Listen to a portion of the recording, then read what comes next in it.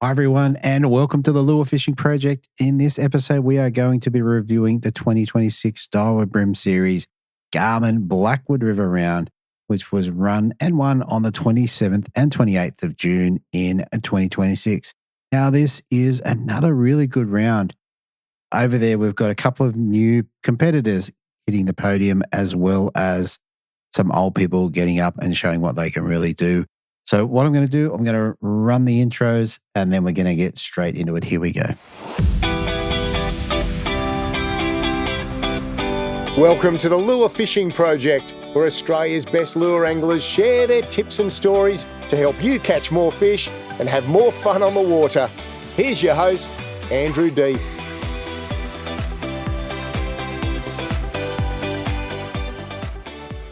All right. So it was a very cool episode, I think. It was interesting to hear the boaters and the non-boaters kind of talk about their experiences with each other. Some prompted, some unprompted, but I really appreciated the guys sharing that, as well as obviously Oliver has fished a bit with Uncle Callum and they've had some good success, but good to see him out on his own, jumping on other people's boats, having a good time and getting a fantastic results. Same with Darcy Miller, first event on the podium and really not far off first place. And of course, Michael Samet, what a champion, back at number one again. All right, what I'm going to do, I'm going to go through all the details for this one. And then I'm going to get into the angler interviews. Okay, starting up with the fish activity, my favorite number, 69 in the fish activity wheel with a major bite period at 8:45 through to 11:15.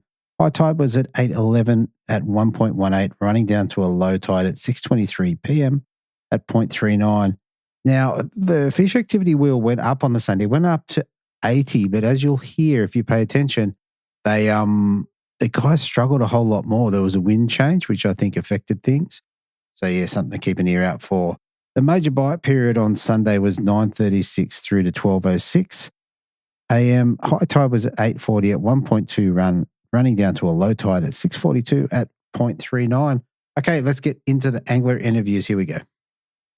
Okay, so first up in third place in the non-boaters, we have an angler dropping his three fish for 1.325 on the Saturday. Backing up on the Sunday with an even 1.6, giving him a total full bag of 2.925. And third place have Oliver Frankie. Welcome back to the show, mate. How you going, Andrew? Good to be on here. Yeah, it's good to have you on here, mate. First ABT for you, and you're on the podium. Yeah, it was pretty good. It is pretty good, mate. It is pretty good. And especially what's good about that, you're competing against some really good anglers too, which makes it extra special. Yeah. Pretty tough. Yeah, but you got there. Let's roll into pre-fish, mate. Did you get a chance to have a look around with anyone? Yeah, I pre-fished with Callum. Tell us on the pre-fish, did you catch any legal fish? Oh, yeah, I got a bunch of legals, like only just legals, but mostly 26, 27 to the tip. Okay. What was your go-to lure? Were you fishing mussels or were you fishing plastics or what were you throwing? Yeah, little muffs, black gold in the 3 grams, caught most of them on. And then also hybrid shrimps in olive. Okay. Well, tell me, if you were using the hybrid shrimp, what were you throwing that at? Were you throwing it at structure or on the flats? Yeah, up against like the bank and structure everywhere, really. Okay. With the Lil Muss, why the black gold? Is that your favourite colour? Not really. It just seemed to be working the best in the Blackwood. Fair enough. So for Saturday, who'd you get paired up with? Colin Peasley, day one. All right. And did you guys have a bit of a chat Friday night and work out what you're going to do? Yeah, sort of just talked about where we were going. We sort of just wanted to get out of the wind and stuff a bit, so stayed around the Blackwood, didn't really go too far. Okay. And based on that, what did you think you were going to throw? Were you looking at mussels and hybrid shrimps, or is that what you were thinking? I only had 2 lures tied on all day, which was a 35mm Pro Lure Vibe in matte black and then black and gold mussel, 3 grams. Okay. All right. Well, that makes it simple. Tell us about your first fish on Saturday. How'd you go about catching a first legal? First fish was first cast, I think, on the black and gold little muss. Right. Just about 200 metres from the caravan park. Wow, that's a good start. And tell us, were you fishing an edge or you fishing, what were you fishing? Just like some snags coming off the bank about like 2 metres and then just like passing about 30 centimetres in front of the snag and just letting it sink, just like tiny twitches, and then they just hopped on it. Right. Okay. And with that fish, how big was it? Was it a good one or was it just illegal? 28 tip. Okay, so that's all right. Good start. All right. From there, mate, how'd you go about getting a couple more? Mostly doing the same thing, but biggest one for day one came on the Pro Lure Vibe. Just casting as far as I can, like 2 metres off the snags, and just like tiny rod lifts as well. Okay. And with that one, do you mean like the metal blade? Is that the one you mean? Yeah. So you cast it out as far as you can, I guess, and then just tiny hops back to the boat. Is that kind of the setup? Yeah, sort of. Just like literally 2 or 3 vibes of the blade and then let it drop again every 4 seconds. Okay. The fish that you caught then, was that, what did you say that was the biggest one for the day? Oh, yeah, it was 36 tip. I think it was around 650 grams. Okay. Nice. Okay. So that's 2 in the well? Yeah, 2 in the well. Oh, no, that was 3 actually, but I still had a 26 tip in there. Okay. So you had a squeaker in there. All right. How about for the rest of the day? Did you get any more upgrades? Yeah, I got one upgrade from 26 tip to a 28 tip just across the river from the caravan park, fishing in some snags and stuff on the black gold little muss. Yep. Very, very good. And with those, are you fishing those on braid leader or straight through? Braid leader. So I think it's 12-pound braid, 5-pound leader. Does that mean you're using Callum's black stream? No, I was using Sunline V Hard. Okay. All right. Very similar. Very similar. All right. Very cool. Okay. So you've got your 3 fish, including an upgrade. Was there any more fish for the day? Any more upgrades? No upgrades after that. Just kept my 28, 36 tip. Okay. Well, that's pretty decent anyway. All right. So overnight, do you remember where you were overnight on the leaderboard? But where we were staying. No, where you were on the leaderboard. Yeah. 3rd place? Yeah, 3rd place after day one. Very good. All right. So into Sunday, who'd you get paired up with? Alex Christoph. Okay. So you got paired up with the winner. That was pretty good going. Yeah. All right. Tell us about fishing with Alex. How'd you go about getting a couple? Took probably 3 hours to get my first legal. Ouch. Yeah. Started down the mouth, just fishing some flats, pretty shallow flats around like 0.8 metres deep. Okay. Started off throwing a little Ultron stick minnow. Got nothing on that. And then Alex got his first legal on a black gold chubby. Yep. So then after that, I tied on a black and gold puff and crank. Then went over to the other side of the river. Alex got another legal. So I think my puff and crank was diving a bit too deep for the flats. So I cut the bib down on it. Okay. How'd you do Just a pair of blade scissors. that? Okay. That must have looked pretty. Yeah, pretty rough. Fair enough. Okay. But good. How did that work for you? So you cut the bib down. Were you able to get it to swim nice and straight or whatever you needed it to do? It actually ran like dead straight, yeah. Wow. Nice mod. Yeah. Did that improve the fish catching on the day? Did that. Got my first legal about 5 minutes after. Yeah. Which was 27 fork. Okay. Solid. Yeah, good start. And then about 10 minutes later, I got my 35 fork, which was second biggest bream for the weekend. Nice. Okay. So you got a good one and a reasonable one. And how do you go about getting number 3? Number 3 was ages later, upriver. Had to borrow some black gold little muss because I lost them all on day one. So went up to Callum and got some off his non-boater because Callum only had 2 left. Fair enough. Tied that in, went across the river, and then got my 3rd legal straight away. Nice. Okay. which was another 28 walk. Okay, so reasonable fish. What time of day was it by then? How late in the session? Probably about 1 o'clock. Okay, so getting late. Yeah. Okay, so you've got, what made you put the puff and crank down? Why'd you stop fishing that? Because you got a cracker on it. Because went upriver, kept it on. I lost the first one that I got the big one on, so I had to cut down another one. And then kept fishing that, but didn't get any more legals on it. Fair enough. What about for the rest of the day? Did you get any more upgrades? No upgrades after that, just a bunch of little rats upriver. Okay. I think that probably covers the fishing. What was the best part of the weekend? What was the best fish you caught?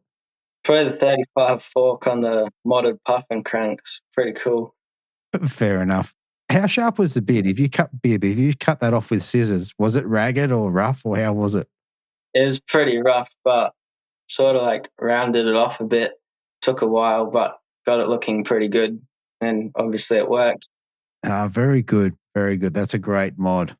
All right. I think that probably covers the fishing for now. Tell us about third place, mate. What did you get to take home? What were your prizes? Got about like 6 packets of Maruku crabs, and then a bunch of packets of jig heads, and then some Eco Gear SX40s. Nice. So that's very, very cool. All right. And you would have got a third place badge, which is awesome as well. You basically fish one comp, one badge. How good's that? Yeah. Awesome. Very good. All right, mate. Look, last thing before we shoot off, is there anyone you want to give a shout out to or say thank you to? Yeah, thanks to Callum for like bringing me out there, helping me, and then people like organising the comp. Very, very good. All right, mate. Well, look, congratulations, mate. That's a great way to finish your first comp. Yeah, hopefully we get to talk to you again shortly. Yeah, thank you. Thanks, mate. Okay, so up next in second place for the non-boaters, we have an angler dropping his 3 fish on the Saturday for 1.205, backing it up with a really big bag on Sunday of 1.905, giving him a total of 3.110. And second place, I have Darcy Miller. Welcome to the show, mate. Sweet. Thanks for having me, mate. Good to be here. No worries at all, mate. This is, I'm told that like Oliver, this is your first ABT, first comp. Yeah, first comp in general, yeah. Wow. How was the whole experience? Of jumping on somebody's boat that you probably didn't know. How was that for you? It was really good. Look, got to learn a fair bit. And I was lucky enough to get 2 good boaters that really know their stuff. So I'm grateful for that. Yeah, okay. I know you had Joseph on day 1, which you can't get much better than that. And who did you have day 2? Do you have Ben? Yeah, Ben Oakes, yeah. Yeah, okay. Yeah, so that's very, very cool. And I'm told 2 of the smallest boats in the field. How good's that? Yeah, definitely are small boats, but yeah, no. It was the knowledge over the boats anyway. 100%. How was Ben's electronics, mate? Really good. That's pretty much what got me onto the good fish. Yeah. Yeah. All right. Very, very cool. All right. In terms of this one, in terms of pre-fishing and getting ready, what'd you get up to? Did you get out on the Friday? I managed to get out just land-based, just under the Alexander Bridge. Mm-hmm. Just flicked around there for a bit. Got a few small ones, nothing great. But other than that was about it. I was there for about an hour and a half. And then I headed into the caravan park. Okay. All right. And did that set you up in any way? Did you learn anything under there that helped you on comp day? Not really. Like, the biggest one I got was like 23 tips. So they're quite small little rats getting around. All it set me up for was there's plenty of fish around. Just had to get through the small ones, find the big ones. Okay. All right. So Friday you would have gone to the briefing, I'd imagine, and got paired up with Joseph and Ben. Did you guys have a bit of a chat before heading off for Friday night? Yeah, we definitely did. Just a quick little chat about like where we're going to head first and what kind of techniques and lures they were going to use and what would be best. Yeah, very, very good. Let's roll into Saturday. So you got, like we said before, you got paired up with Joseph, so one of the absolute guns of not just Western Australia, but the whole country. Tell us about how your day was. How did you go about catching a couple of fish? So, yeah, first up we headed down the river. I think the spot Joe wanted to go to first was taken by a couple of boats, so we ended up just slowly heading back up towards on the Malloy Island. Mm-hmm. That's where I got onto my bag limit of just pretty much 26 tips. Okay. And then managed to hook. I never measured it. I was that excited that I got a decent one. I just was straight in the live well. Yeah. I'm assuming it would have been around 33 tip, and I got that on a little muss. Oh, a little muss. Okay. In what colour? Managed to pick another one up, which was 29 tip through. That was on a Pro Lure clone prawn. Clone The soft plastic. Yep. Yeah, so I managed to pick that up, and then we moved up past the island on just narrower area and got onto, I think it was a 31 tip on a previously baby vibe. Okay. The conditions are pretty rough throughout the day, on and off raining, high winds. Very tough day, but yeah, managed to get into a couple there. Very, very good. All right. With that first bag that you got, the bag of squeakers, what'd you get them on? That would have been, I started off with the pygmy mussel. Okay. Pretty sure, yeah, pygmy mussel and the baby vibe was what I got my first bag on, and then I switched up to the little muss and got that bigger one. Yeah, right. And with the baby, if we go to the baby vibe or the pygmy mussel, how are you working it? Were you just trying to get it to the bottom and then kind of work it back, or how did that look? The pygmy mussel was pretty much just cast it as close as I could to the snags, let it sink to the bottom, give it a few tiny little twitches, and then if nothing, I'll reel it back in, cast it out again. Okay. The baby vibe, pretty similar. Just throw it in. I'll work that a bit closer into the bank. Yeah, just same thing, just small twitches. And yeah, if nothing hit it, and then the first couple meters of bringing it back, I'll just wind it back in, throw it out again. Just go again. And with the baby vibe, what's your colour of choice? The colour is, so it's just the dark yellowy type one. Okay. And then I had on day 2, I used I think it's AU, the white yellowy one. Yeah. Okay. Yeah. But yeah, it's those two colours I use the most. Yeah. Cool. All right. So then you got your fish later in on the little muss. It was. I assume that's the same. It's got to be the same sort of retrieve, I'd imagine. Yeah, pretty much. Just casting it out, let it sink, and I'll instead of twitching it, I'll kind of just like a slow drag along the bottom with the heavier ones. Yeah. Okay. And with that, I assume then obviously it's on the bottom, so the fish are going to be picking it up on the bottom, maybe on the paws. Yeah, definitely. Yeah. Very, very cool. And with Joseph, is there, obviously his pygmy mussel is his, and what have you. Did you learn anything from being on the boat with Joseph? I learned that he's a really gun fisherman, that's for sure. I probably went 2 hours where I didn't get a bite. Yep. And I was watching Joe throwing the backwards around. Yep. And so I copied into that setup where it was like similar areas where he was casting, and I still could not get a fish, and he was just bringing them in almost every cast. So yeah, he's definitely got his technique down pat. That's for sure. Okay, it's pretty good when you get to see something like that. Yeah, it's really good. It kind of showed me that it's all those little 1%ers that definitely add up to make you a real good fisherman. Yeah, and particularly with guys like Joseph, but a lot of people regardless, is just practicing whatever your technique is going to be until you refine it, I think. Yeah, 100%. Very good. All right, mate, you had 1.205. Day 2, you're out with Ben. Now you got a couple of good fish here. So tell us about your day. How did it play out? So yeah, conditions pretty rough still. Raining, windy. We headed down to West Bay, down in the mouth, or close to the mouth of the river. Mm-hmm. Ben reckons he was getting on pretty good the day beforehand. We didn't really get onto anything. I got 2 26 tips, I think, or a 26 and a 27 tip down the area. Yep. And then Ben wasn't really getting anything out of it. So we started to move up slowly. Tried a few more spots that Ben knew along the way up past the island, past the caravan park, but still nothing really on the bite. We then worked our way up to a couple of flats that Ben knew. And then, with all these tech on his boat, it was pretty much like we could see a school, and he was like, yeah, cast in that area and you'll surely get onto something. So we're doing that for a bit. And then ended up swapping lures around, finding what would work. And then I tried on the muss and the 35 mil and the heavy. Oh, yeah, the bigger one. Yep. Threw that out. Yeah, threw that out and was just slow blind along the bottom of the bank. And then all of a sudden it just felt like a peck and then a bit of weight. And got onto this is a good fish. He's got quite heavy. And then as it saw, I saw a bit of colour and he saw me and he kind of just took off. Yeah, right. And then, I was like, well, this is a good fish. Then Ben grabbed the net, we're getting ready, and he's like talking me through it, where to go, like how to land it and everything. And we eventually landed him, got him in, and realised it was a cracker of a fish. Right. Yeah, it was like, because it was quite slow before that. And then, once we got into that, I was like, oh, like I could be in this after that fish. If I get like a couple more, definitely be up there. So I definitely got the spirits high.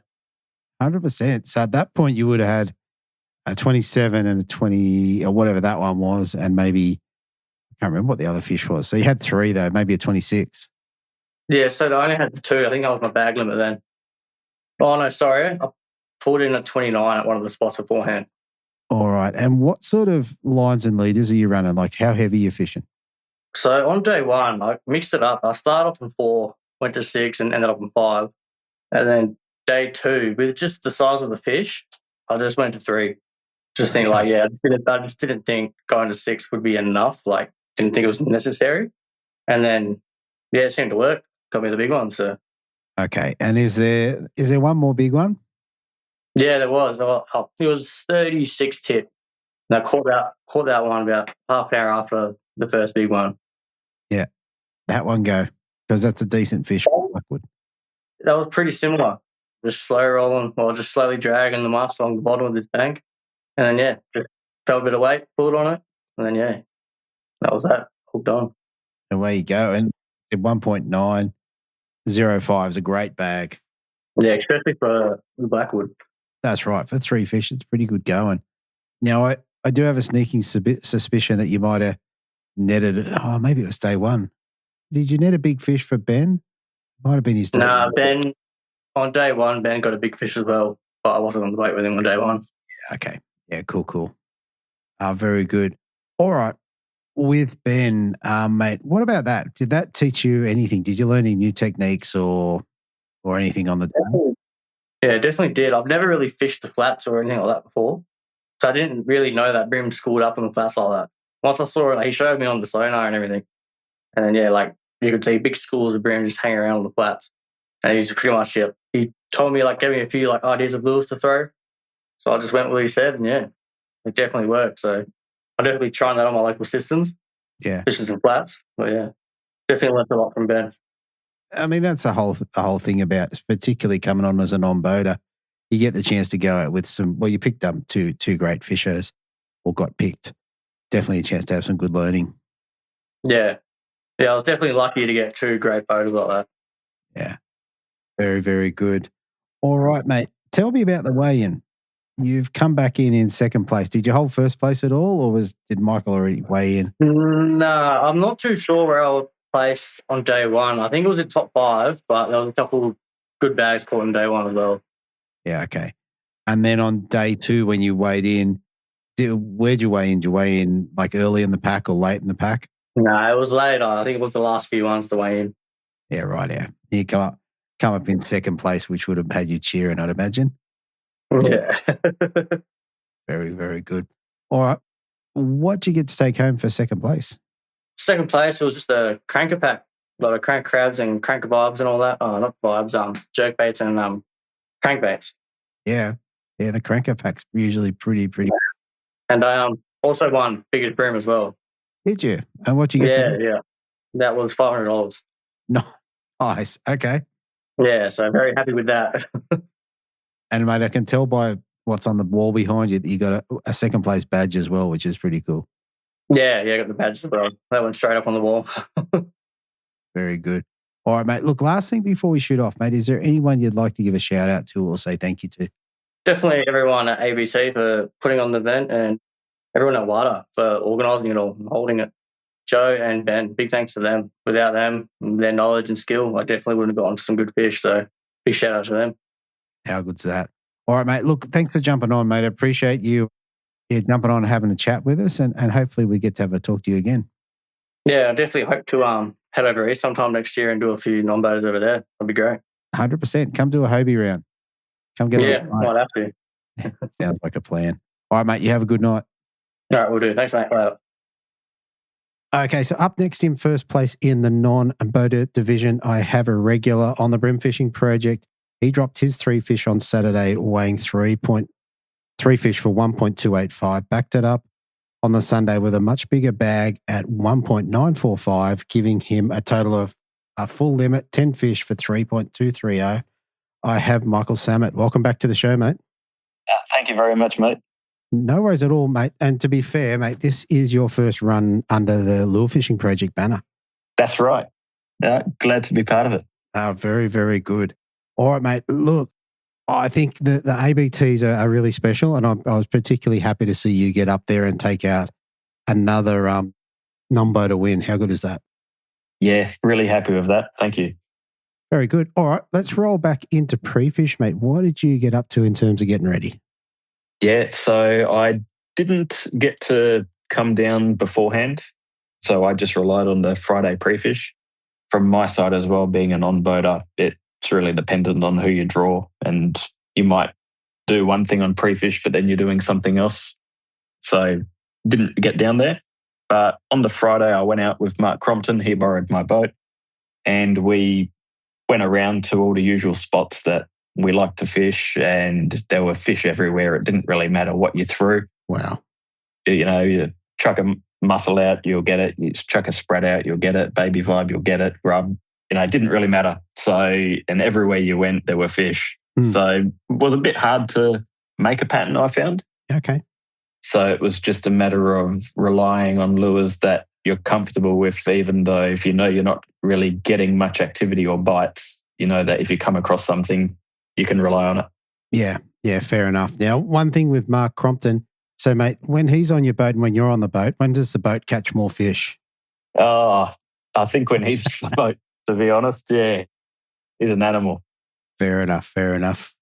All right. So in terms of getting ready for the comp, what were sort of your go-to lures? What will you get? What do you think? This is what I'll probably run. Yeah, so the main things that I had tied on, I figured if I was going to be downriver, it was going to be sprats, probably a mussel, and they're the main ones that I like for down there. Yep. Whether it's Callum's mussel or Jojo's mussel, both of them work really well. So I sometimes have both of them tied on, and then that way I can mix them up. Sure. And if I'm upriver, it was going to be, once again, sprats, mussels, grubs, and baby vibes for deeper water. Okay, so the sprats, the forktail one, the 75? Yeah, 75. I even tried the 85mm one because I did well on that in Tassie. Yeah. So I thought I'd give that a run as well. And that worked too on the pre-fish. So yeah, so it's a pretty well-rounded list of lures there. Yeah, that's right. Just trying to cover everything. Yeah, very good. All right, let's roll straight into day one. Who'd you draw and tell us how your day went?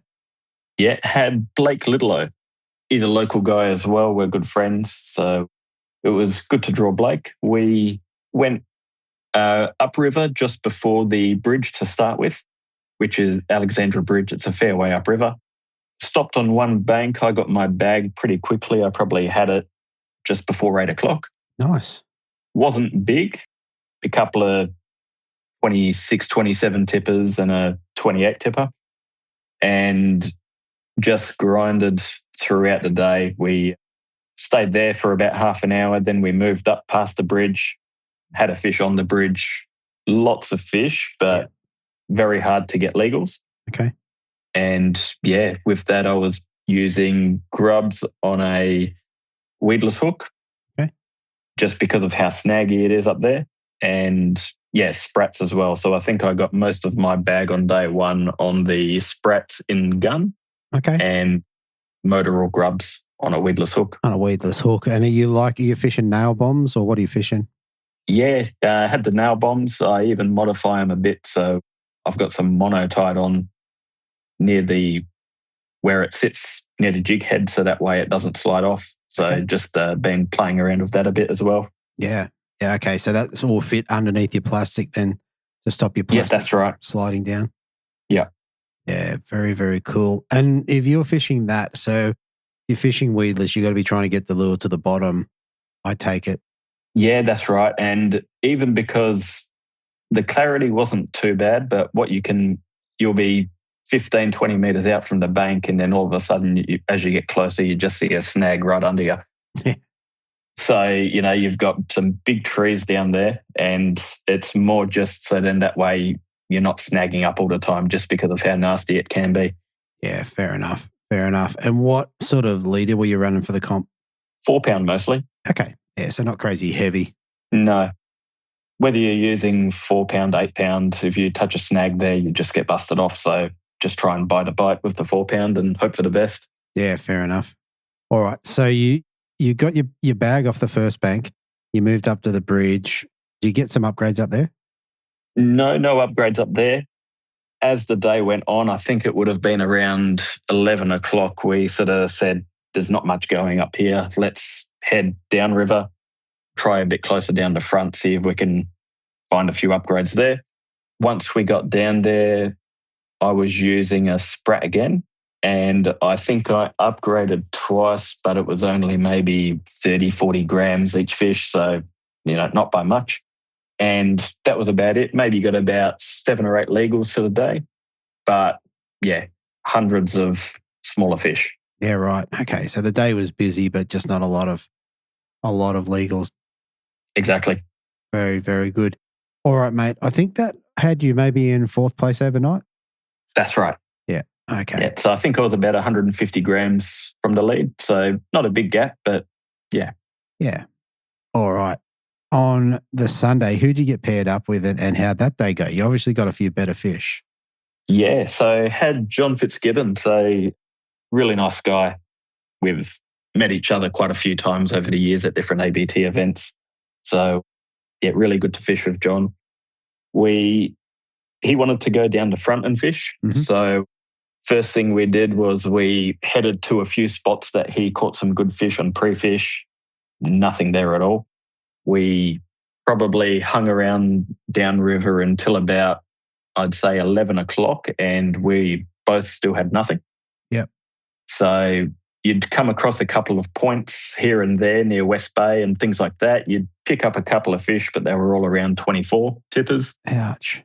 And it got to, like I said, around 11 o'clock, and we decided let's head back upriver and just grind and see if we can get a bag together. Yeah, wow. Like in 4th place, like you're obviously a chance of winning. So if it's 11 o'clock, you're starting to get pretty nervous. Yeah, definitely. Yeah, I was psyching myself up a bit still, just thinking all it is 3 casts, it's just keep casting. Didn't have lunch, didn't have anything to drink just because you're trying to get a few more casts in. Don't want to waste time. But yeah, at that stage, the nerves were kicking in. Yeah. Fair enough. All right. So it must have turned around at some point, mate. Tell us how you started to catch some.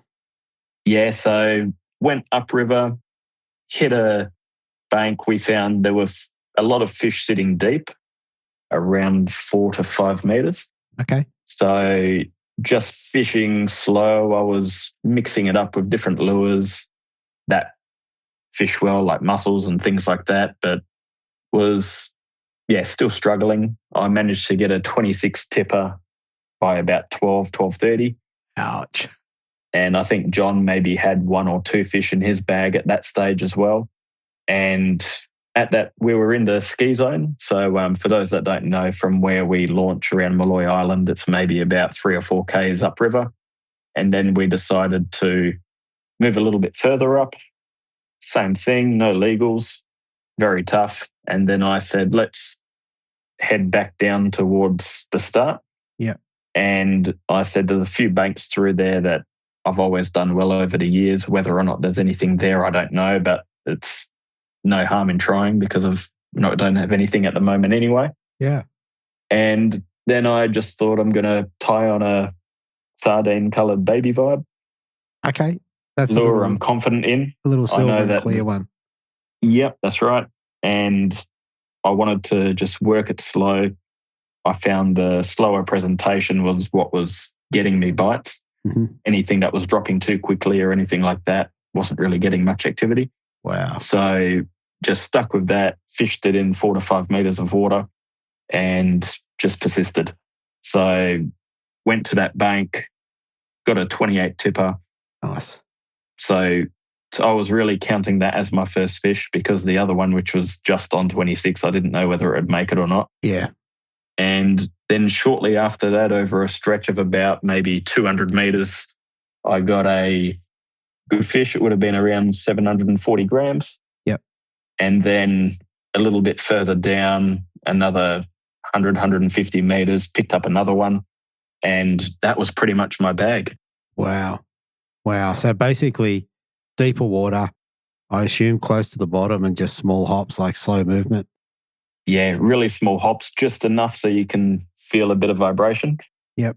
So it might have been less than a foot, so just really small and just grinding.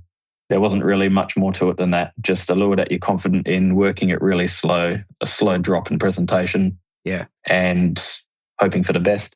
That's it. Baby vibe to the rescue, mate. So it turned around what was a really bad day, like up to sort of 11, 12 o'clock. You're in trouble at 12:30. Exactly, yeah. And then I think I got the third fish by probably about 1:15. Okay. And from there, I think I picked up another legal, but wasn't an upgrade. Sure. Might have been a 27 tipper. Yeah. But yeah, still lots of smaller fish. Yeah. So you're busy catching fish, but harder to get those bigger ones. Yeah. You would have been nervous, I take it, once you hooked at what was a much better fish. That would have probably made you a bit nervous, I'd imagine. Yeah. You could actually, it felt like a solid hit, and then started pulling line and thinking, oh, here we go. Haven't felt this all weekend. So it was really good. And because you're into deeper water, just tried to keep it out of the snags. And as soon as I sort of got it close to the boat, I backed the drag right off. Yeah. And because all of the fish I found, the trebles were just hooked in the lip. So didn't want to pull too hard and pull hooks on them. Yeah. From memory, I think you're just running one on the back. Exactly. Yep. Yeah. So whatever's in is in, and that's it. So yeah, exactly. No second chance. Wow. All right. I reckon that's a pretty good account and a good story. Like it's quite easy if you go out on a comp day and you bang 3 fish in the first hour or half an hour or whatever it is. Everything's rosy. But to have to persist through to lunchtime and beyond, yeah, that's when sort of you got to grind it out. Exactly. And I think the key with it was just not mucking around too much with changing lures. Just stick with something you're confident in that works, and just work with it. Yeah, and obviously knowledge of the system. Like you had a backup spot. You didn't know it was going to work, but you definitely had a backup. Yeah, exactly. And it's hard as well because it's like a spot that I may not have fished for a couple of years. But what I was doing was I jumped in my phone, and every time I catch a fish, I'd take a photo of it, and it logs the location in maps. Mm-hmm. So what I'd do is I'd just jump in the maps on the photos, and I'd have a look, and I'd say, oh yeah, caught a lot of fish in that stretch or in that stretch, and then just use that as a backup when you don't have your own GPS to sort of know where you're catching them. Yeah, no, that's great. That is great. In terms of going back to the weigh-in, how is your confidence level? What were you thinking? I knew I was going to be up there with it, especially knowing how tough the fishing was. But there's always something where you think, all that someone needs is a good bag like you, and it's going to be close. And especially of how close it was right through the field as well. Yeah. There was a lot of small fish, and it was hard to get good ones. All someone needs is a 1 kilo fish, and they're up there. Yeah, absolutely. All right, mate. For this one, for first place in the non-boater of the ABT over there, what do you get to take home? So they gave me a Daiwa TD black reel. I got a big Daiwa pack full of soft plastics and jig heads, and a trophy. Wow. And a ticket to the final, I'd imagine. Yeah, that's right. There you go, mate. So hopefully I can get there for that. We'll see how we go. Yeah, always enjoy it. Yeah, mate, it'll be just before Christmas, this one. It'll be interesting. Yeah, exactly. That's right. So, yeah. All right, mate. Look, last thing before we shoot off, is there anyone you want to give a shout out to? I'd like to thank the ABT. First and foremost, they run a really good comp. Whether it's here, over there, it's always at a high standard. And I'd like to thank Garmin. It was a Garmin-sponsored round, so thank you for them. And Daiwa as well for sponsoring the series and for the prize pack. And WADA guys, so Alex, Jojo, all of them. I'm part of it too, but thanks to them for helping run the comp here. So, yeah, appreciate to everyone involved in helping organise and run the comp. Exactly. All right, mate. Well, look, congratulations again. Another great win. And yeah, I look forward to talking to you in the future. Thank you very much. Thanks, mate.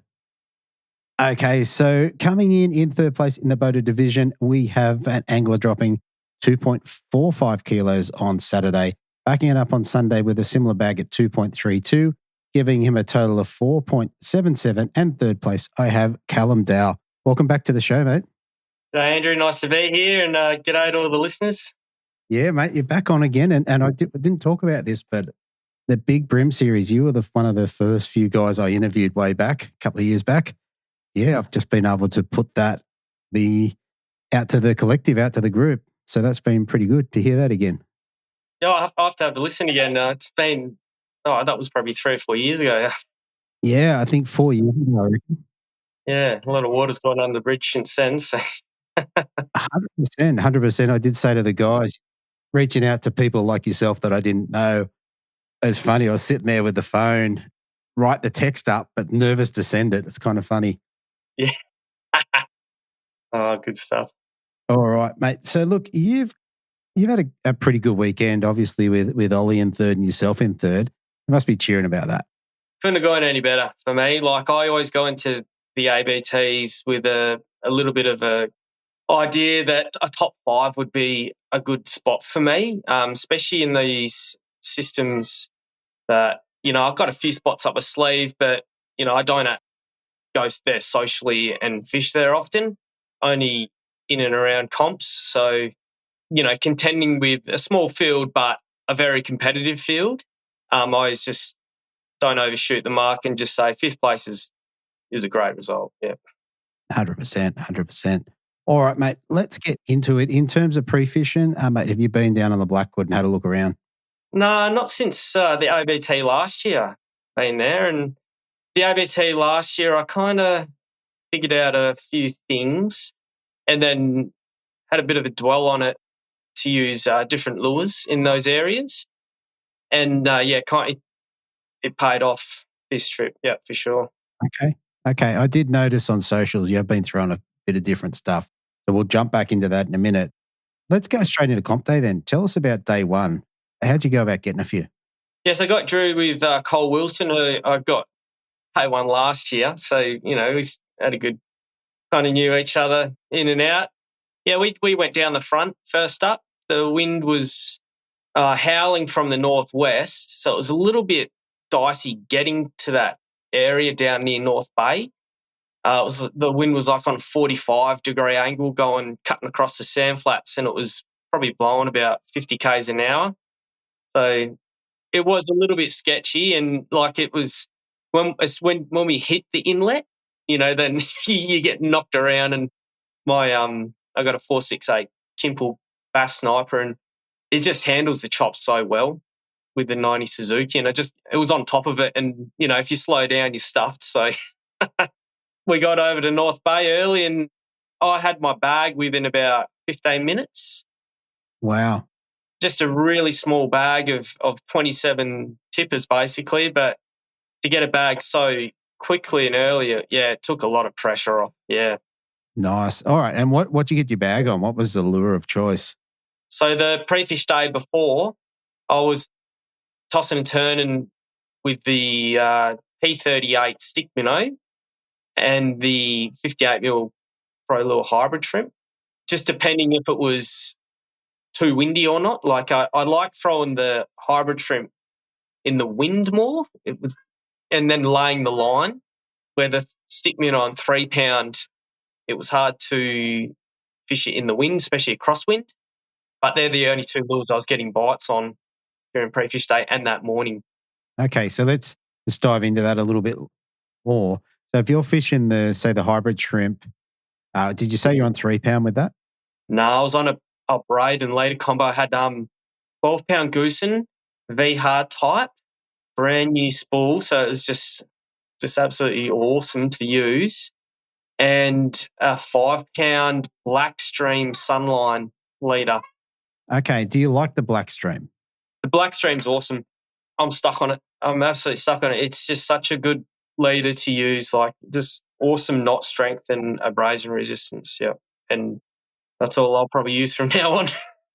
Okay, interesting. I found when I've used the black stream, which I've only had 2 spools, it knots well. Like the line is grippy.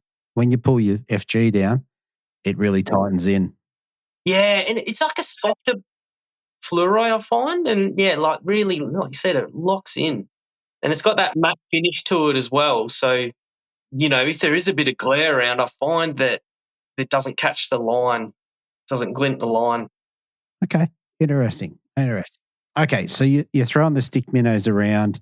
So in strong wind, 3 pound, I mean, side to the wind, they're going to be being pulled along. Even if you lay the line down, it's probably just ripping them sideways a bit. Yeah, so that's it. We had to kind of maneuver the boat to kind of face a downwind because the wind was coming towards us. And, you know, made life a little bit harder for Cole because he had to kind of cast on a bit of a 45-degree angle. So I got my bag, very early, and I don't think he got illegal for a couple of hours just because of the boat positioning. Yeah. And what the wind was doing to the line and moving the lure out of the strike zone unnaturally, yeah. Yeah, okay. So you got a small bag. How'd you go about getting some upgrades?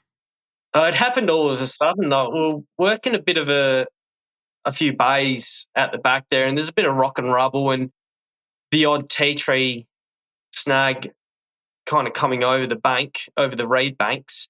It was a bit of a storm surge tide, so there was, you know, it's quite deep along those banks. It's the deepest I've ever fished there.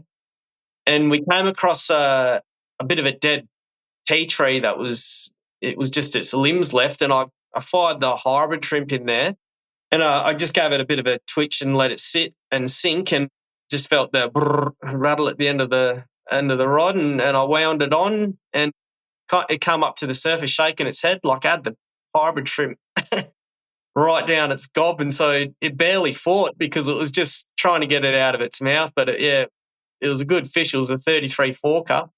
Nice. And I was absolutely stoked with that. Like, that was more than I expected to catch down there, like that size. I thought, you know, a fish around 30 fork would be a decent fish for down in the inlet. And then to catch 2, I caught another one the next cast. Wow. Off the same snag. So I got a 31 and a 33 forker off the same snag, which completely turned around the whole day, yeah. 100%. And with that, if you're throwing at a snag, is it basically just try and get as close and then let it do its thing, just drop down? Is that the main plan? Yeah, there was a bit of current in the North Bay. The tide was a big tide, and it was started to go out at about 7:45 in the morning. So we only caught like the top of the tide before it ran out, and it was running along the banks pretty hard. So I just cast up tide of it, and then that would take the hybrid shrimp just perfectly down into the strike zone with how slow they sink. That was the game plan. Very good. All right. Was that the last upgrade? You got those 2 in a row. Was that it for the day? No, after that we scratched around a little bit more down there, and then I made the call to go up to the ski area, up the Blackwood River. Yep. And on pre-fish, I got a 39.5 centimetre fish up there on the muss. Wrong day. I know. I was hoping I wasn't going to be the pre-fish princess because I didn't hear of another one that big being caught on pre-fish day. That was always the plan, to go up there for the last couple of hours and fish some of the like lower gradient drop-offs and those like flats off the bank a bit, and just basically dead stick the mussel through those areas. I did pretty well. I was using the black and orange UV lure muss and just casting it into those areas, just not casting it at the bank, just a little bit off the bank, so you don't get the small fish. You know, the small fish are sitting high and the bigger fish were sitting a bit deeper. And I was just leaving the mussel there and just shaking the rod tip. Some casts would be about 5 minutes long, and I just wind it in, load it up with S Factor again and cast back out. And I upgraded 3 times doing that. I had a bag of, I got another 2 30 to 31 tit fish doing that. And then I got a 29 centimetre tit fish, which, they were my 5 legals, including the 2 on the snag at the front. Yeah. And you said you got them all on the I think you said 3 gram little muss or lil muss? Yes. I mean, I was tempted to use the 35 mil, but it felt like I couldn't change because I was getting bites on that. And because I know the 35 would have just grounded a lot better on the sand because they were just so stationary. And as soon as you wiggled the rod tip and they were within the area, they'd come over for a look. Yeah, right. But as soon as you started retrieving it, like in a vibe hopping pattern, you just either get a small fish or no attention at all. Right. And are you watching them on electronics? I knew I was on side scan. I knew they were there. I don't have active target, but it was just keeping the lure in the strike zone, basically. Yep. Oh, very, very good. All right. Well, look, it was enough to bring you back home with just under 2.5 kilos. Where were you placed overnight? I was 4th place, about 500 grams behind the leader. So within striking distance at that point. Yeah, I felt good about that. I was kind of thinking in my head that it would be a bit of a blowout on day one. I just felt like I'd maybe missed the memo with the lower part of the river, but obviously everyone kind of found it a bit tough. Yeah, it seemed that way. All right, day 2, mate. Tell us about how day 2 played out. You got, to be fair, you got a pretty similar bag, but how was that? Yeah, I had to work a lot harder on day 2.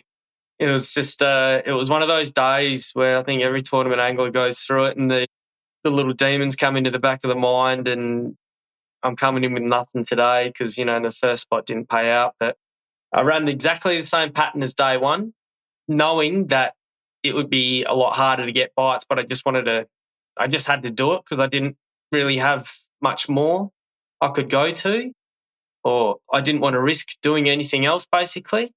So I went to the same point. I got 3 undersize in the first half hour, 45 minutes before the bite completely shut down. Oh, wow. And we worked around the same points, the same corners where pick off legal fish the day before, but nothing was happening. And the wind was a different direction. So it was coming from the southwest, and it just didn't feel like they were biting that day with that wind change. Yeah. But I said, we'll go to that snag. I got the 2 of my better fish off on day 1, and we'll make a decision after that. And I was about 30 odd metres away from the snag, and I had the hybrid shrimp on, and I just fired this cast in, and it just come off the fan so well, and it sailed just across the front of the snag and landed on the other side. And I let it sink with the current, and same deal, bang, bang, bang, just onto a good one. Another good one, and it didn't fight for the first 10 metres. It came out, and then it tried to get back in and got it back out again. And same size fish, about 32.5, 33 fork. I was like, oh, well, that takes a lot of pressure off, like getting a first fish is basically the kicker for the day. So yeah. And what you're still using I can't remember what the size are, the smaller of the hybrid shrimps, in what colour? Oh, it was olive tiger, I think it was. Okay. Yeah, I'm pretty sure that's the colour. Yeah, sounds about right. All right, so you got one in the well, and it's a reasonable one. What next? You're hoping for that second bite, second cast? Oh, yeah, I was. And I told Mitch, this is the little end of the snag where the other one usually sits, but it wasn't there. So we messed around down there. I went into West Bay for a look. The water was just very green and didn't look that good, but we gave it a go anyway. And Mitch got his bag on brim prawns in there. Okay. So it was, he's got his 3, and he's gone, no, just keep at it, because the mind games are starting to come in again because the hours are just disappearing. And I've got one, but it's a good one. But yeah. So I was like, nah, let's just go back up to the ski area and let's just run that same pattern as the day before. So we went up there, and we were going past the start line, and I can't remember if it was me or Mitch that said it. Let's just fish this little tea tree bank along the right, just basically across from the start line. Yeah. And it's usually a bank that's really overlooked because people only fish it with 20 minutes to go. They don't really fish it during the day. So it's like, well, we're going to be the first ones to fish this bank. And we fished it for 50 metres, and I said, oh, nah, stuff this. Let's head on back a couple of k's upriver to the ski area. And as soon as I said that, I got a good bite, and it was just undersized, but I'm going, well, I'm obviously going to have another couple of casts. And then the flurry came. The wind picked up another 10 knots, and it just went bang, bang, bang. Like I got 3 nice fish within 10 metres of bank. I just was on spot lock, and Mitch got a couple of upgrades, and yeah, it just all of a sudden you're like, oh, okay, I've got 4 fish now. But yeah, one of the fish I cast in, and it was really hard to feel the bite because of the wind pumping in. So I wound up, and fish was on, but it was already around a snag, and I didn't know how deep or anything like that. So I just kind of leckied over there with a bit of pressure on, and I wound my rod tip in to the snag, and my leader couldn't see my leader. It was deep in the tea trees, and the fish was on there rubbing. Uh-huh. And I kind of had a straight rod, and I'm winding and like pulling straight, and then it would go in a little bit, and I just kind of let it go in, and then I'd ease it out and I'd let it go in. And then Mitch had already given up. He dropped the net, and he was casting behind the back of the boat. And then I just felt it just start to ease out a bit more. Yeah. And then all of a sudden its head just came up through the snag. Yeah, it just followed the line. This black head was coming up with blue lips, and I went, there it is, and it's flapping on the surface, and he chucked the net under it, and yeah, it's my second biggest fish for the day, just popped out. That's crazy. What were you on? Were you on the hybrid shrimp or the little muss? That was the little muss on that bank. Yes, on the tea tree lines. It was the same. It was the black orange UV little muss. Wow. I mean, sometimes I think, and I think Morgo does this probably the best out of everyone. And the same with Hickson as well. They just a little bit of light pressure on the fish, and they just kind of walk them out. And sometimes the fish comes. It just goes, oh yeah, well. Yes, no, you're right. Watching Morgo do that around anchor buoys and just not stress out and kind of not panic. And I mean, it's a stalemate until you pull too hard or make a mistake, or just kind of working out little movements on which is the best angle to pull it from when it's in that environment, and not trying to force the fish out. The chances are very slim, but yeah, if you do it enough, it's a bit of a game, isn't it? It is. It's so good. All right. Are you on 4 fish at the moment, or is that number 5? I can't remember. So that's number 4. And we went up the bank a bit and caught up with Alex and Ollie, and Ollie came over to scab a few mussels off me to get his 3rd fish. But and I think we gave him a black gold one, and I fired a cast into the bank while they were just putting off, and got a 26 tipper for my 5th fish. Nice. And then we went to the ski area, and I upgraded that with a 27.5 tipper. But when I pulled the 26 out, it was measured well under 26. They shrink so much in those environments. Like it just looks like a different fish, it's incredible how much they shrink. But so when I had the 27.5, I'm like, that's 5, because this is going to at worst shrink to 26.5. That's right. Okay. And was that the end for you? That was it. We mucked around at the start line a bit for a heap of undersize in the last hour, but that was the last legal. Fair enough. Well, it wasn't too bad at all, because it was enough to jump you up into 3rd place. What did you get to take home for 3rd place? That was good. I got $700. So, paid for the weekend, really. It was awesome. I had such a good time, such a good weekend. Yeah, couldn't ask for a better comp. Didn't lose any fish. I'm kind of proud that I got through that day 2. I mean, in the past, I haven't been able to conquer those day 2 demons, and to last few comps just to feel like I'm getting on top of it all. Yeah, it's a good feeling. 100%. It's 100%. It's like, I've spoken to a couple of the guys for this show, and day 2 was hard, with guys not getting fish really until lunchtime. So pretty good to be able to get through it. Yeah. All right, mate. A couple of things. So as a creator of the muss and the little muss and the puff and crank, I think that's, you correct me if I'm wrong, but I think that's what you're running at the moment. But you've got a new lure coming out. Tell us about what's going on. Yes, I got a little lure. It's a little vibration bait. It's called the Gobble Gut.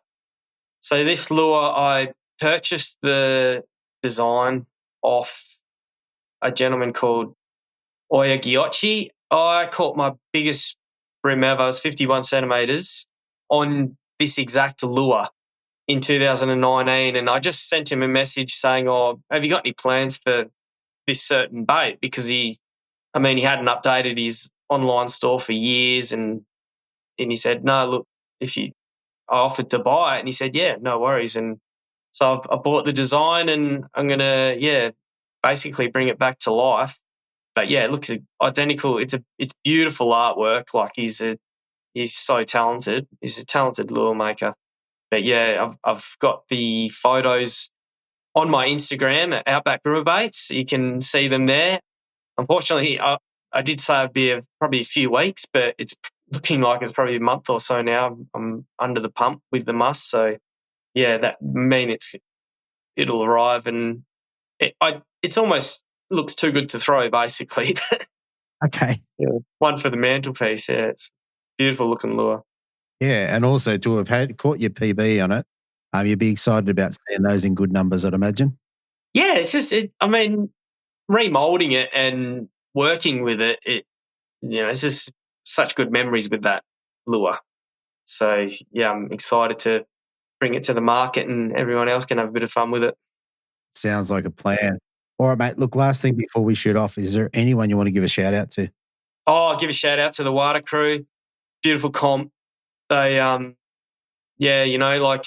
conditions weren't great, but we got through it, and the ABT guys as well for continued support, getting the comps or giving us a comp each year in WA. Like it's a great platform for us, and the numbers haven't been there the last few years. I think we had 15 boaters and 15 non-boaters this year, but yeah, it doesn't go. These are just we just need to keep having ABTs here. We've got a really competitive group of anglers and it just showcases our skills better than the teams comps. Very, very good. Yeah, and it's good to see, there's always a couple of guys come over from the other states to contest that as well. Yeah, and they're great fun to get along with and have a beer at the pub with. We had a beer with Jono Fitzgibbon. He's a gentleman. Yeah, it's just bumping into people that, and, use your product over East. And yeah, it's great fun. Very good. All right, mate. Look, congratulations for third place and good luck with the launch, mate. Thank you. Thanks, Andrew. Thanks, mate. All right. So coming in second place in the boating division, we have an angler dropping his 5 fish on the Saturday for 2.970. Backed it up on day 2 with a 2.4 kilo bag, giving him a full limit of 10 fish for 5.370. And second place, I have Ben Oakes. Welcome back to the show, mate. Hey, Andrew. Thanks for having me back on your show again. No worries at all, mate. Thanks for jumping on. Mate, obviously a good result. Second in an ABT now is pretty great. And a couple of good bags. It was good, but, if you're not first, you're last. So maybe next time. Fair enough. Well, mate, there'll be a lot of people that want to be in second. What we might do is we'll jump into your pre-fishing. You've been out and had a look around lately? Yeah, so the Blackwood, it's not exactly my local system. It's about 2 hours from where I am. But it's the system that I probably choose to fish the most. Yeah. And I really enjoy fishing it. And, yeah, I enjoy fishing it all year. So I fish all through the seasons, and I really enjoy watching what the fish do. Yeah. Depending on the changes, as the water cools, and then also as the rains come, as the salt wedge gets flushed out of the system and then comes back in. Like I really do enjoy watching all that. Yeah, fair enough. And over the last period, prior to pre-fish bans and what have you been getting fish up there? Oh, yeah. So the woods, like our probably our most consistent system that we have in WA.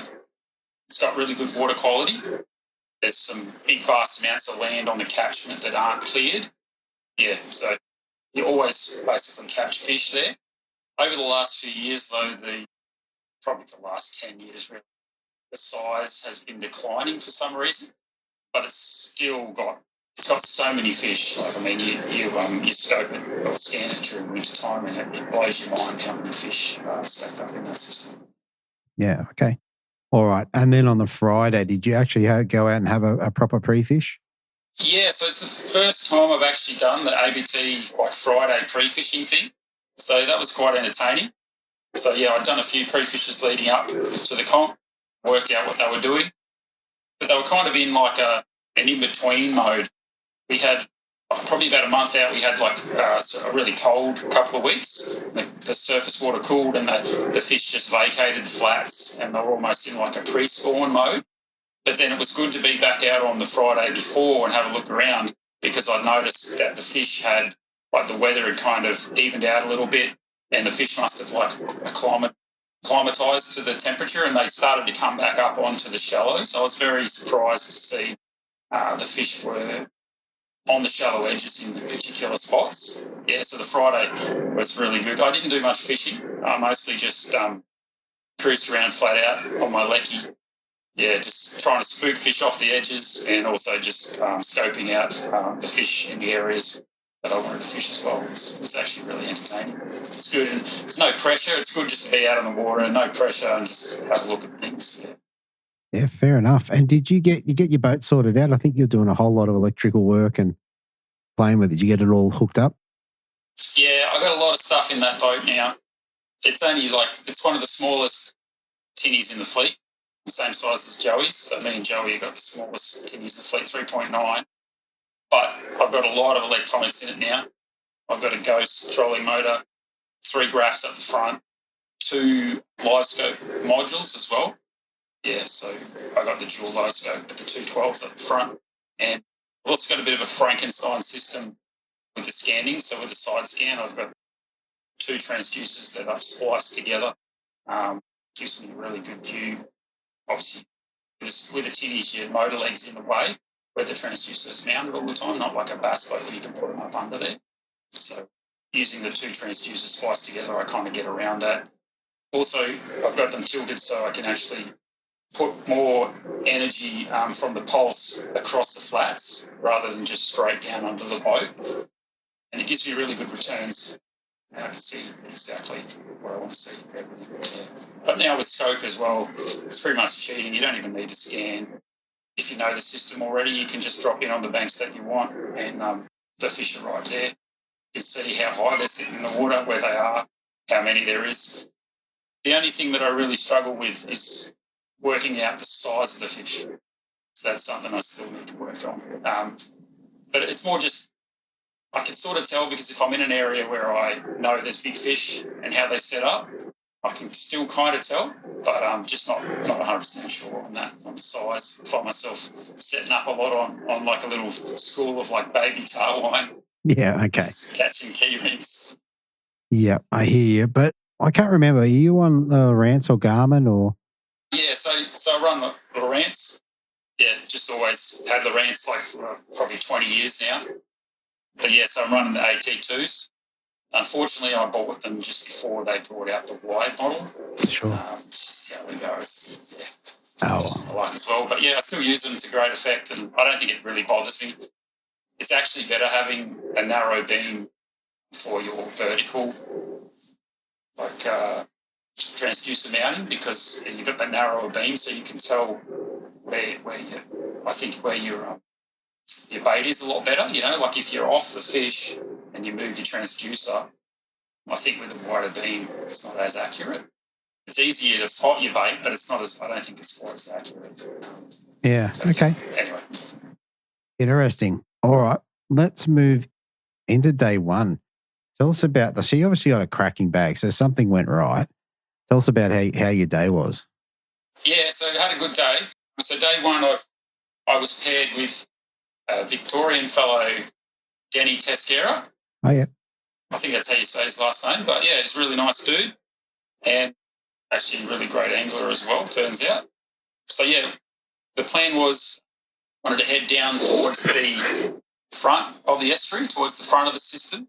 And the plan was to fish the shallow areas on the up current side of the estuary, if that makes sense. It's kind of counterintuitive. It's like the opposite of what you'd normally do. Yeah, okay. I can kind of explain it if you'd like.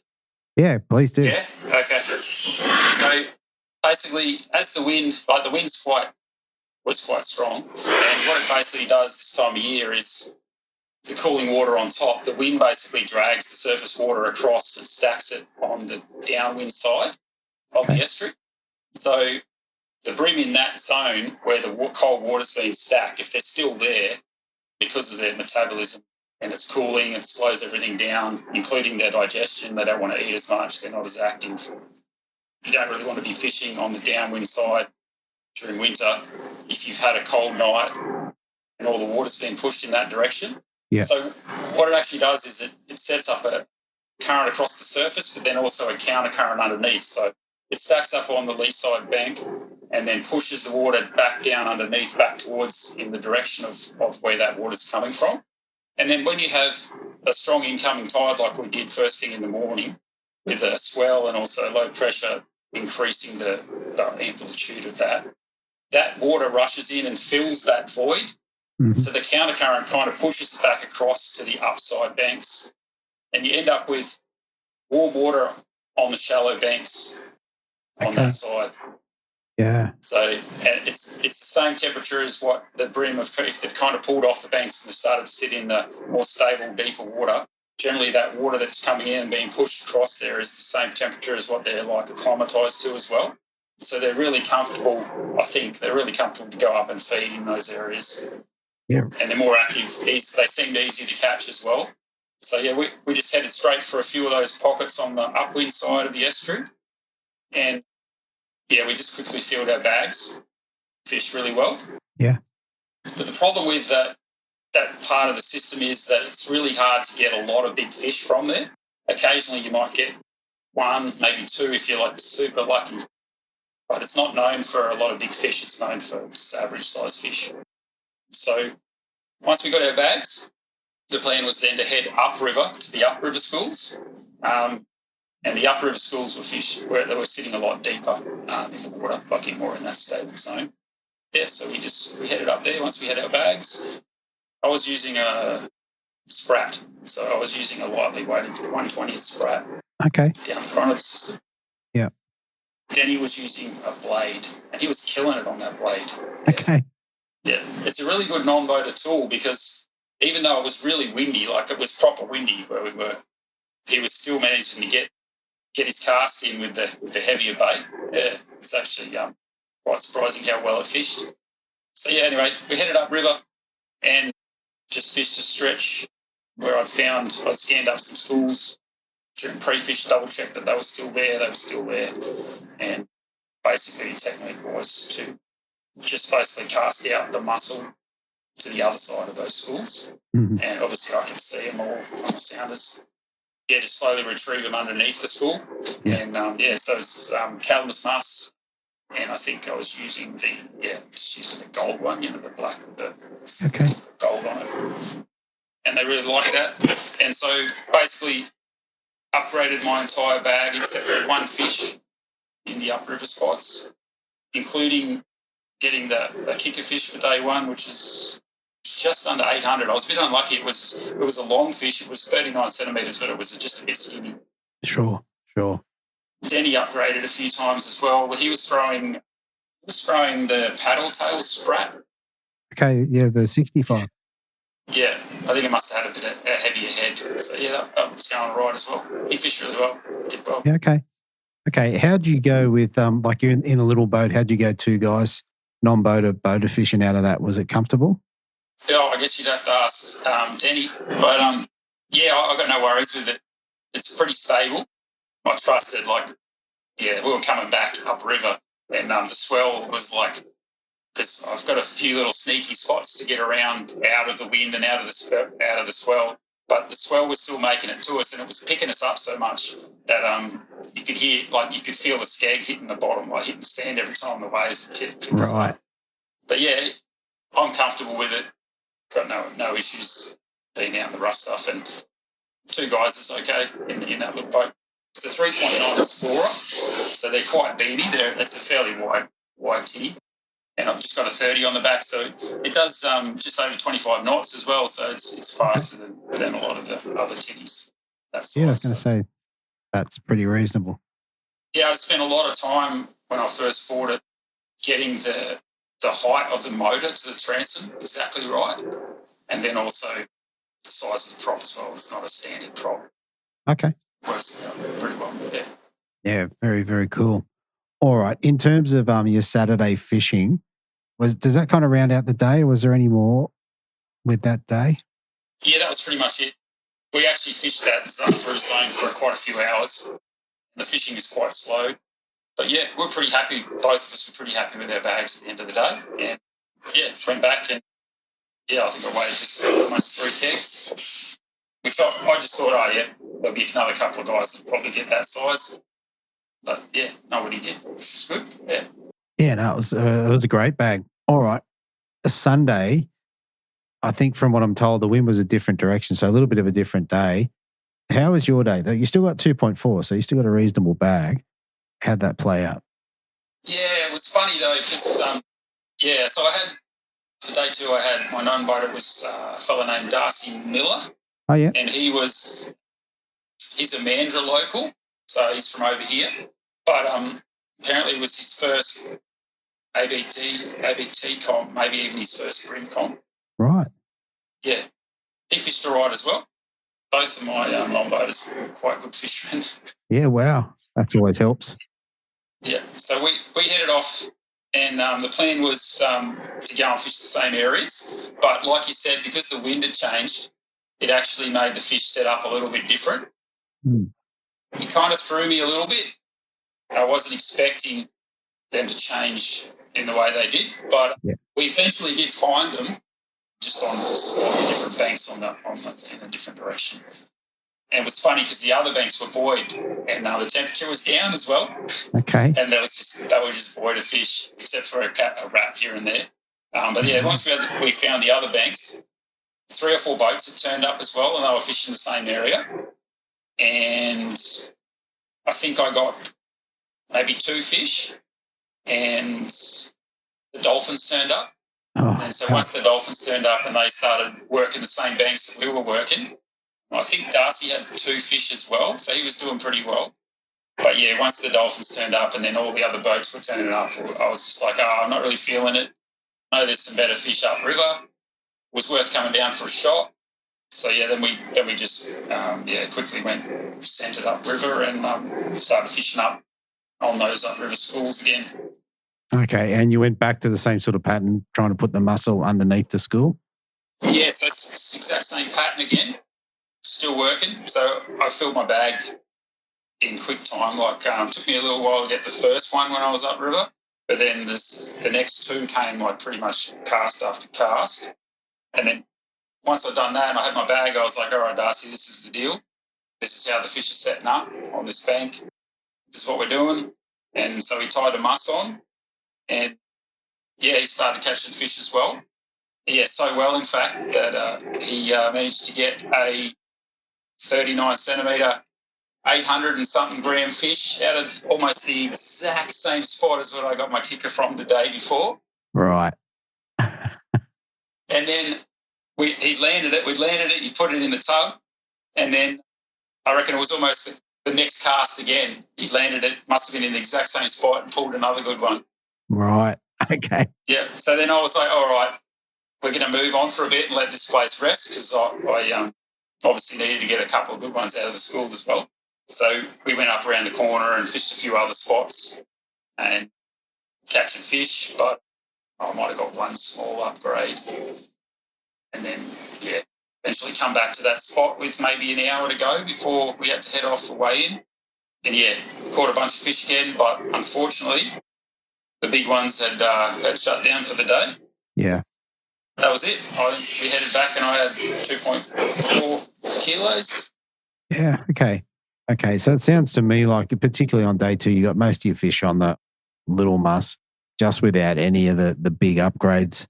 Yeah, so I did use the little muss at times. Okay. In the more snaggy areas, like I was throwing it in against the snags. That's where I used the little muss. But out on the schools, I was actually using the heavy one. I think it's OG, the bigger one.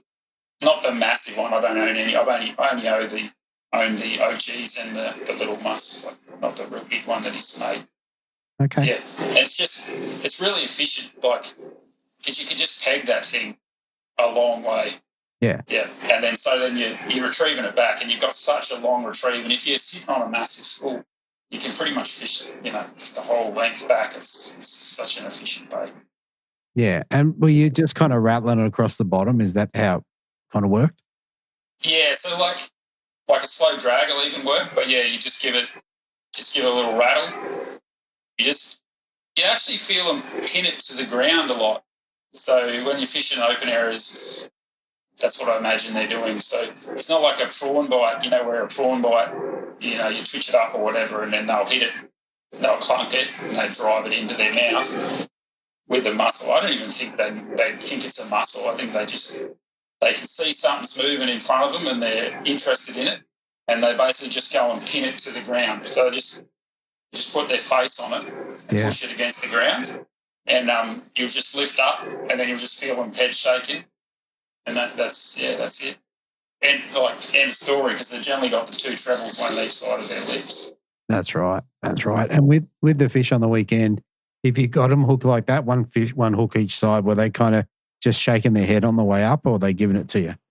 Nah, they weren't really giving it to us, but they weren't lethargic though. If they did, I can generally tell if they're lethargic, and it doesn't happen in the Blackwood a lot, so they don't get the real deoxygenated water in the Blackwood. They just get the cold water. But they've still got like that burst muscle that they use, that they still give a good spurt to start with. But these ones are actually pretty hard to tell the size, because they just seem to all just be shaking, because they're not really interested in swimming off too much. And you just be pulling them in, they'd be shaking, you'd be like, I think this is a good one. But that's a 34 or something. Fair enough. All right, mate. I reckon that's a pretty good account. Tell us, for second place, what do you get to take home? So I got a badge, and I think I might have got $900. I'm not too sure yet, but yeah, it sounds like I might have got $900. Yeah. Well, that sounds which is good. I'm pretty happy with cash. Anytime. I'll buy me a lot of lures. Absolutely, straight back in the industry. All right, mate. Last thing before we shoot off, is there anyone you want to give a shout out to? Obviously, just you for doing the interviews. That's great, and ABT and the WATA fellas for running the event. Yeah, in some proper horrid conditions. It was good though. I really enjoyed fishing in that weather. Okay. Because I go out no matter what. That's why I brew fish. So I got a date. I go fishing. It doesn't matter what the weather is. It's happening. No tides, anything. It just gets done.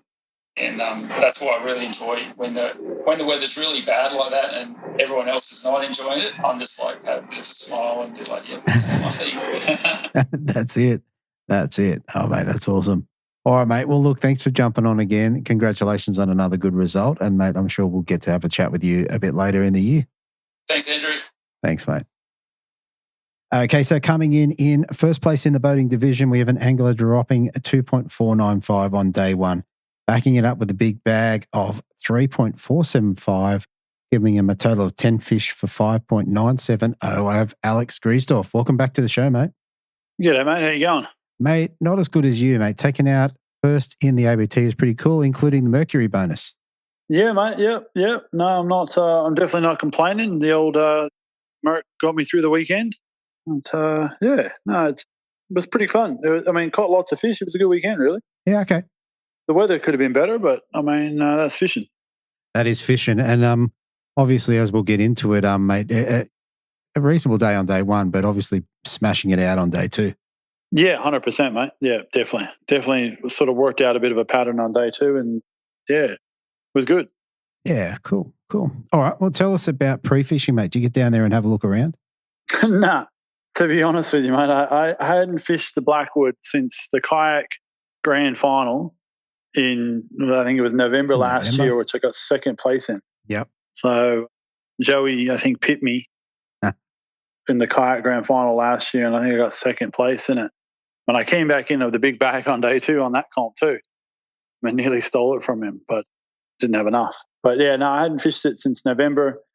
I just haven't had a chance. I've just been too busy with work and kids and stuff like that. And I got down on the pre-fish day on the Friday, and I thought to myself, I'll spend the day on the river and just fish everything I know and leave the really good stuff that I like to fish, but just fish through other stuff just to see what the fish are biting on and sort of have a good look. And that's what I did, really. Me and Mitch went for a fish on the Friday. We got on the water about 7:30. I mean, the wind wasn't too bad. It was actually quite nice fishing conditions, to be honest with you. Okay. It was a bit cloudy. It was a bit of rain around, but it wasn't too bad at all. And we caught plenty of fish.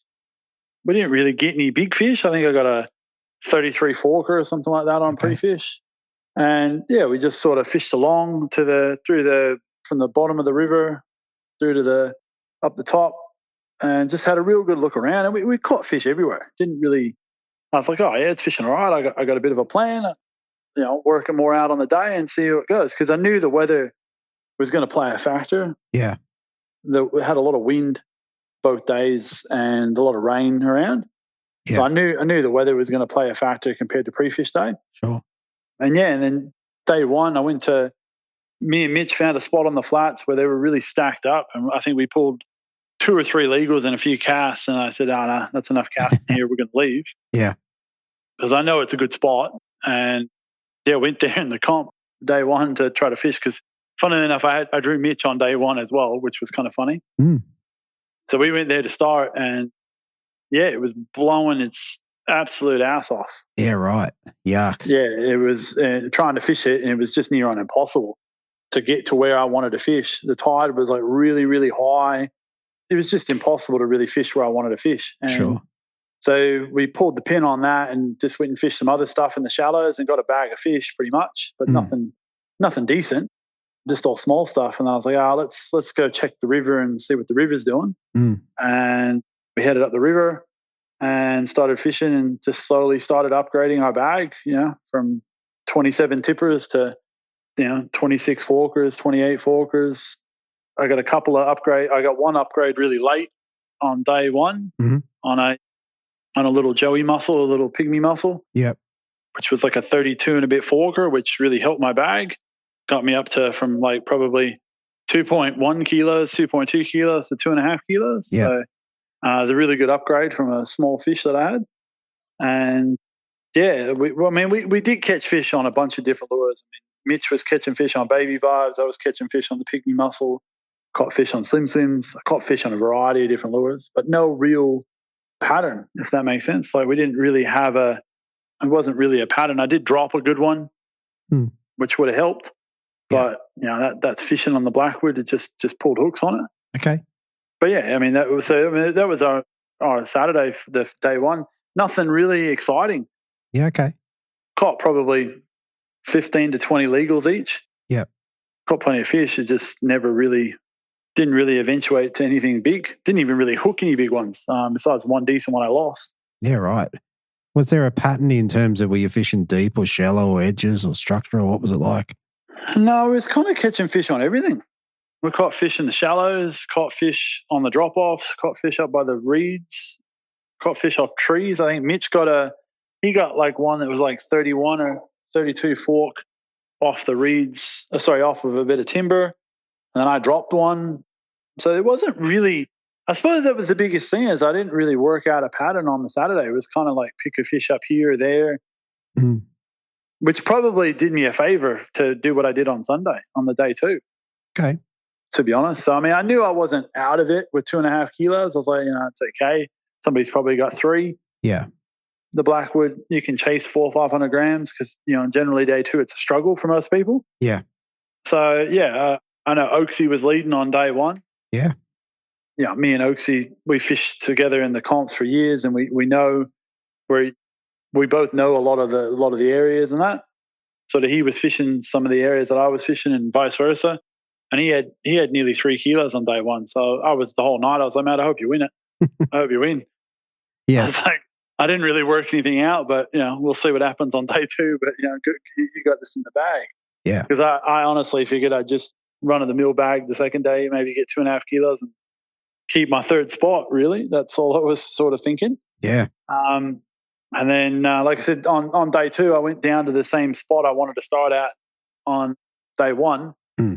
And I got a fish. It was a little bit more fishable.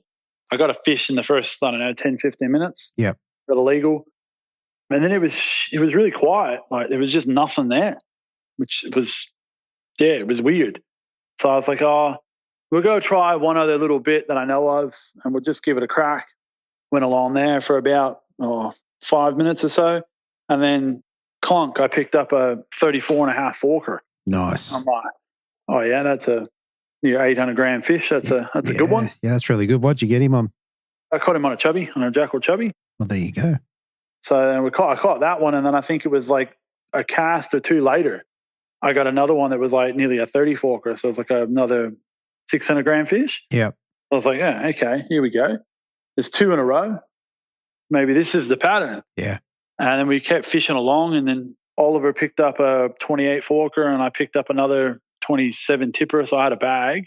Yeah. And then he got a 34. I missed my cast and was too far away from the tree, and he put it right in the paper tree and cranked it out and whacked a 34.5 forker, a 35 forker right in front of me. Nice. I was like, oh shit, that's a good one. I said I could have used that one, but good work. You got 2 now. Nice job. Yeah. And so once we got that one, I was like, yeah, okay, this might be the pattern. And that. Okay, so in terms of upgrading, as you moved further on through the day, how'd you go about getting a couple more big ones? Yeah, so look, we basically were fishing flats, and after the young fella caught that last fish, it's sort of, I just committed to the flats bite for a while just to see what I could find. And I sort of dropped a few fish and ended up getting a bag and had an okay bag. Mm-hmm. And then I missed another couple of bites as well, which really annoyed me. And he missed one as well. So yeah. I had 2 really good bites that would have been mid-30s fish, but I just, for some reason, they just come unhooked, which was really annoying. Yeah. So after I missed the last one, I went in behind a spot out of the wind and retied a new lure on with fresh hooks and that. Sure. So it was good to go. And then kept fishing along and, picked up another couple of upgrades, doing the same thing, just in a couple of different areas. And then, so I knew I had a half decent bag, but I had one small fish that I really wanted to get rid of. So I had one that was like a 27 or 28 forker. So I ventured back up to the river in a couple of spots. And I think second cast or third cast on one of them, I got another 34.5 forker. Wow. Okay. Big upgrade. 27 forker to a 34 forker. That was a good 300 gram upgrade. So, I was pretty happy with that. And it didn't even fight. It came in like a wet bag. I thought it was just a rat. I literally skull dragged it to the boat. Yeah. And then got it next to the boat like, oh shit, that's a good one. Yeah. and netted it. So it was pretty lucky to get that one. We fished the river for another hour and didn't get another. Well, the young fella got a fish. Yep. He got his 3rd legal. But there just wasn't, like the bite wasn't there. Yeah, right. So the last hour and a half, we went back down to the flats. But in that time, due to the weather that we had down there was quite a big storm surge in the water. I mean, the 2 hours that we were up the river, the water had dropped probably nearly 2 feet on the flats. Wow. Like, that's how much water was running off the flats. So, it completely changed the way the bite was there. I think we might have got another rat or 2 for the hour that we spent back down the bottom of the river. So, it was pretty quiet afternoon. I had my bag by probably 12:30. Yeah. And, we didn't really upgrade anything after that. Right. Okay. Yeah. Sounds like you got most of your fish on the Sunday, or most of your decent fish on the chubby. Yeah. I got all of my bigger ones on the chubby. I got one on a sim and everything else came on a chubby, which was good. Yeah. Very, it's very quite fun having a chubby bite. And there was I suppose the best part about it is a technique that I've learned from over the years. The twitching a chubby. I've used it over east on the yellows a bunch of times, and they love it. Yeah. Yeah, you run a chubby into something, or you run it along the bottom, and you just rip it. And for some reason, they just crack it. So it's quite a different technique to a lot of people use. Yeah, okay. It definitely seemed to put fish. It definitely, I think what it is it attracts them to it, and they see it. I'm like, oh shit, what's that? I'll have a go at that. Yeah, off you go. Okay. Did you have a favourite colour? Yeah, I was fishing the black and gold. Okay. Jackal chubby. Yeah, Wow. The black and gold for the watercolour mainly, because the watercolour was like a stained tea colour. Okay. So yeah, I was fishing that. I didn't even tie on a Suji because it was cloudy and tan in water, so it wasn't really the right colour for it. Okay. Yeah, that makes sense. Yeah, so it's quite a favourite. I mean, I only probably throw 3 colours of chubbies, and that's Suji, the black and gold, or the green and silver one. I don't really fish any of the colours. That's all I use. Yeah, okay. Pretty basic. Yeah. And across the weekend, were you able to find fish on your sounder, or were you basically just fishing the structure? In the shallows, no, not so much. Sort of, it's pretty, you're fishing an 800, sort of less than a metre of water.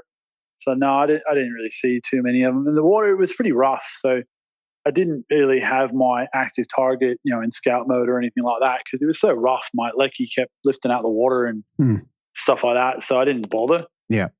It was everything was sort of a visual what I was casting at anyways. Yeah. Up the river, when I was up the river, yeah, heaps of fish on the drop-offs. They just seemed to be really hard to bite. Once the flow really started, they seemed to not really be keen to feed, which might have been to the water temperature and that. Okay. I don't know.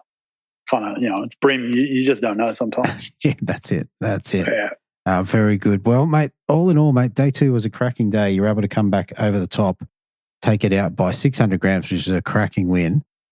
What did you get to take home for first place? I got a bunch of cash. I think it was a couple of grand for first place, and then the Mercury bonus, something like that. So yeah, it was definitely worthwhile for the weekend, which was really good. 100%. Ticket to the grand final if you choose to come along. Oh, yeah, I think I might venture over to Foster this year. We'll see. If anybody's listening to the podcast and wants to lend me a boat, might be happy to get in contact with me if you got one available. But I fished Foster in the kayak grand final. I think 8 years ago or something. Yeah, a few years ago. Yeah. So I actually really enjoyed fishing. I think I got 3rd place in the kayak. That's right. So, I think you fished up the back up in Wallace Lake somewhere. Yeah, I was up in the lake. So that was a lot of fun, that place. So I'd be pretty keen to give it a crack in a boat for a few days. 100%. Yeah. Very, very good, mate. All right, mate. Look, last thing before we shoot off, is there anyone you want to give a shout out to? Look, the biggest ones are probably all the sponsors for the ABT and the caravan park will let us have the event down at Malloy Caravan Park. And thanks to the sponsors that look after me. The guys at Lawrence have always looked after me with all my electronics and stuff and that mainly. So, yeah, just those guys. And obviously Duffy with my duff rods and all that sort of stuff that I have off him. So, yeah. Very, very cool. All right, mate. Well, look, congratulations once again. And, yeah, good luck in the next one. Yeah, no worries, mate. Too easy. Thanks, mate. Okay, so there you have it, everyone. Obviously, Alex coming back over the top with a cracking bag on day 2, edging out his good teammate, Ben Oakes. And then followed up by Callum Dowell, who is always a good competitor, and good to see him up in the money there. I hope you really enjoyed this one. I'm going to leave it there. There's a lot going on this week. There should be another episode. There should be 2 episodes this week. Depends how we go. But I appreciate you listening all the way through to the end. Thanks for hanging around. And look, I'll talk to you next time on the Lure Fishing Project. Thanks for listening to the Lure Fishing Project. For extra episodes, the Big BREAM series and more, join us at the Lure Fishing Project Collective. We'll catch you next time.